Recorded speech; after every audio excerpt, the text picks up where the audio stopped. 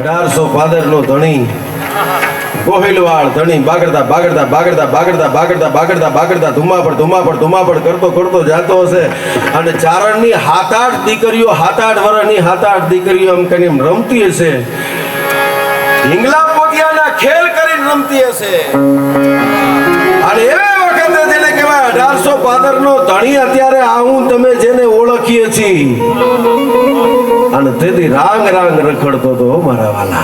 આમાં તો ચારણો છો એટલે મારે જાજુ કહેવાનું હોય નહીં, પણ બાગડતા ધુમાપડ કરતો નીકળી અને એમાં 7-8 વર્ષની 7-8 દીકરીઓ રમતી હતી ને, ઘોડા ઉપર ઉભા ઘોડા ઉપર બેઠા એને ચારણની દીકરીઓને કીધું કે જય માતાજી.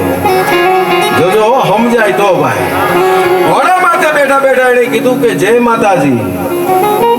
એમાં 6 દીકરીઓ બોલી જય માતાજી. ઘોડા માથે બેઠા એને વિચાર્યો હજી એક અવાજ નથી આવતો. એને ફરી કીધું કે જય માતાજી. જોજો અમારી બહેનો દીકરીઓ બેઠી છે એટલે ખાસ કહું છું, મારા રૂવાડા ઉભા થાય જ્યારે વાત કરું. ઘોડા માથે બીજી વાર કીધું કે જય માતાજી. ફરી પાછી 6 દીકરીઓએ જવાબ દીધો કે જય માતાજી. એક દીકરી નો બોલી.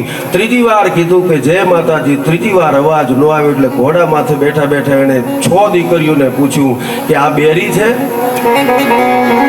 આ મૂંગી છે કે બેરી નથી, મૂંગી નથી, તો જય માતાજી કેમ નથી બોલતી?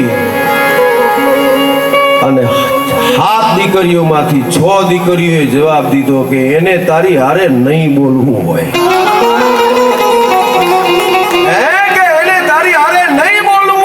અને આ તો રાજપૂતનો દીકરો હતો સાહેબ.